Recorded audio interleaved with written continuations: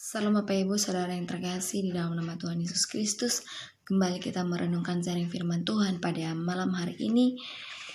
Kita belajar kembali untuk menelaah Alkitab. Yang saya pakai metode pada saat ini yaitu metode biografis dari studi Alkitab. Nah, di mana metode ini berbicara tentang sejarah ataupun biografis latar belakang dari seorang tokoh Alkitab yang saya bawakan pada malam hari ini itu tentang Stefanus. Nah, dalam Stefanus ini yaitu kita tahu bahwa orang Kristen mula-mula yang mempunyai kesaksian yang luar biasa dalam gereja. Dia seorang pengkhotbah penuh kuasa dan kesaksian. Dia bersedia mati karena imannya. Dia mempertahankan imannya demi Tuhan Yesus, demi imannya dia rela mati. Tidak bisa kita lihat referensi Alkitabnya yaitu di dalam Kisah Para Rasul 6 ayat 3, Kisah Para Rasul 8 ayat 2, Kisah Para Rasul 11 ayat 19. Nah, adapun kerangka kronologi dari kehidupan Stefanus ini yaitu dipilih oleh gereja mula-mula sebagai pemimpin. Di Stefanus ini yaitu salah satu pemimpin pada zamannya. Yang pertama itu untuk menolong mengatasi konflik di dalam Kisah Para Rasul 6 ayat 5. Kisah Para Rasul 6 ayat 5 kita belajar sama-sama. Usul itu diterima baik oleh seluruh jemaat, lalu mereka milih Stefanus, seorang yang penuh iman dan Roh Kudus, dan Filipus, Prochorus, Nikanor, Timon, Parmenas, dan Nikolaus, seorang penganut agama Yahudi dari Antioquia, di mana orang-orang ini itu berasal dari Antioquia. Yang kedua yaitu atas dasar karakteristik ilahi tertentu. Bisa kita baca dari Kisah Para Rasul 6 ayat 3. Demikianlah firman Tuhan. Karena itu saudara-saudara, pilihlah 7 orang dari antaramu yang terkenal baik dan penuh roh dan hikmat, supaya kami mengangkat mereka untuk tugas itu. Nah, pada zaman Stefanus, mereka memilih pemimpin-pemimpin yang memiliki iman dan hikmat. Nah, yang kedua yaitu ia mempunyai pelayanan yang luas. Stefanus ini yaitu dia memiliki pelayanan yang luas di mana-mana. Yang pertama itu melayani di meja. Yang kedua itu melakukan mukjizat. Yang ketiga itu berkhotbah dan mengajar penuh kuasa. Dia memiliki hikmat yang daripada Tuhan. Yang ketiga itu dia dianiaya. Yang dikatakan di sini itu dia tentang oleh orang-orang Yahudi peraturan. Ditentang oleh orang-orang Yahudi perantauan. Di mana di dalam Kisah Para Rasul 6 ayat 9. Demikianlah firman Tuhan. Tetapi tampillah beberapa orang dari jemaat Yahudi yang disebut jemaat orang Bartini.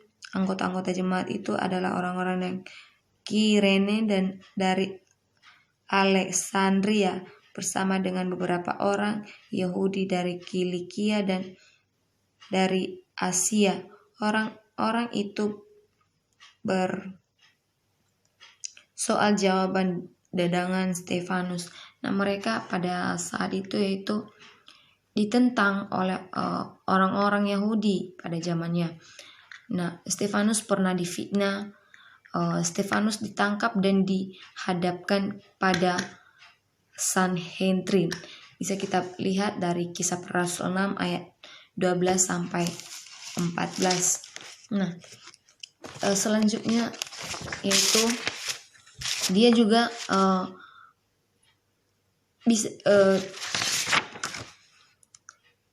dia juga dianiayai dan diberi kesaksian palsu untuk melawan dia.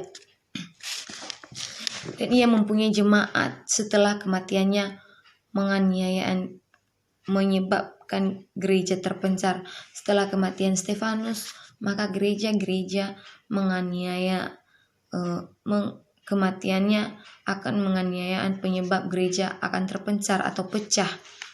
Nah, adapun pertanyaan tentang Stefanus ini dalam kehidupan kita, mengapa ia dipilih menjadi pemimpin? Karena dia penuh Roh Kudus dan hikmat. Karena dia penuh Roh Kudus dan hikmat. Ia penuh dengan karunia dan kuasa. Ia mengetahui Alkitab.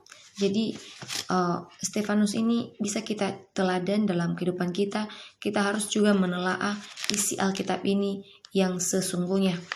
Yang kedua yaitu apakah responnya atas tuduhan palsu? Ia tetap berkepala dingin, diam dan hanya menjawab kalau ia didesak untuk bicara oleh imam besar. Dia selalu memiliki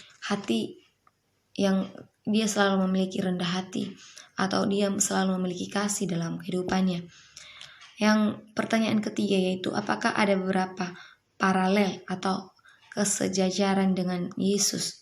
Ya, ia difitnah, memperlihatkan kasih dan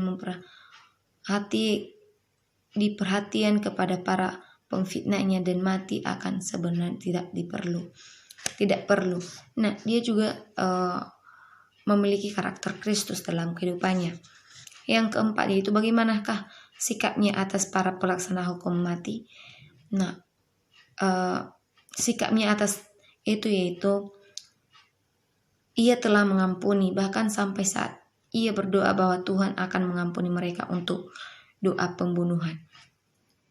Nah, kita tahu bahwa jika kisah Stefanus ini sama dengan seperti karakter Kristus, maka demikianlah hidup kita sama seperti karakter Kristus. Nah, identifikasi beberapa mutu karakter kitab kisah para rasul ini yaitu yang pertama yaitu penuh dengan Roh Kudus. Yang kedua yaitu iman. Yang ketiga yaitu terbuka bagi Tuhan. Yang keempat yaitu tekun. Yang kelima yaitu memiliki kudus di hadapan Tuhan.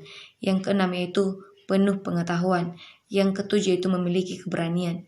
Yang ke-8 yaitu menantang. Yang ke-9 yaitu mengampuni, menghormati orang-orang lain, dan yang terakhir yaitu saksi kepada Kristus. Kita harus menyaksikan bagaimana kebaikan Yesus itu dalam kehidupan kita. Nah, kebenaran Alkitab atau ilustrasi di dalam kehidupannya yaitu di dalam kehidupan Stefanus yaitu kehadiran dan sukacita dari Roh Kudus dalam penggodaan dari kehidupannya. Tuduhan palsu dan penganiayaan juga akan datang ke dalam hidup kita. Nah, penganiayaan ataupun tuduhan itu selalu datang, ataupun masalah yang sering kita hadapi itu selalu ada dalam kehidupan kita, saudara-saudara yang terkasih di dalam nama Tuhan Yesus Kristus. Nah, dalam kisah Stefanus ini banyak hal yang harus kita pelajari, yang karakteristik luar biasa dari kehidupan Stefanus adalah komitmennya kepada Tuhan dan kesediaannya untuk melakukan segala sesuatu yang baik di hadapan Tuhan. Nah, apa aplikasinya dalam pribadi kita? Aplikasinya dalam pribadi kita dari kehidupan Stefanus yaitu dalam pribadi saya perlu untuk menjadi orang seperti Stefanus, hamba dari firman Allah yang mengetahui Yesus Kristus secara pribadi, yang mampu menjawab orang lain dengan Alkitab kalau mereka mengajukan bagaimana pertanyaan sebagai hasil dari studi ini. Nah, saya akan buat komitmen pada diriku untuk bersaat teduh sekurang-kurangnya 15 menit setiap hari untuk mengenal Kristus yang lebih baik. Nah, konsep yang biasa dibagikan kepada orang lain dalam kehidupan Stefanus ini yaitu bagi kita semua, saudara-saudara yang terkasih di dalam nama Tuhan Yesus Kristus, yaitu kebutuhan orang lain untuk berjalan dengan Yesus Kristus. Jalan satu-satunya untuk menjadi pria atau wanita penuh iman dan hikmat seperti Stefanus adalah senantiasa melakukan saat teduh dengan Tuhan setiap hari. Yang kedua yaitu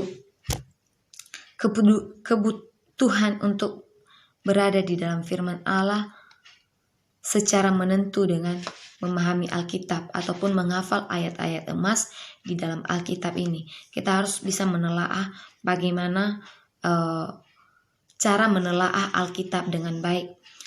Nah,